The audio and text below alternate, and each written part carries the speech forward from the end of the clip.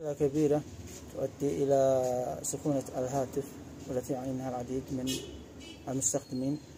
هناك العديد من الأشياء التي تؤدي إلى سخونة الهاتف، وهي فتح العديد من البرامج وتركها مفتوحة في الخلفية بهذا الشكل. هذا يؤدي إلى ضغط شديد على وحدة السي بي يو أو المعالج، مما يؤدي إلى سخونة المعالج.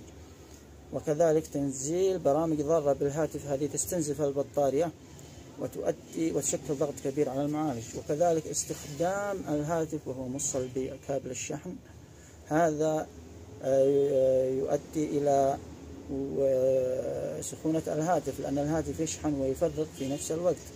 وكذلك ترك الهاتف لفترة طويلة في الشاحن، هذا يؤدي إلى سخونة الهاتف.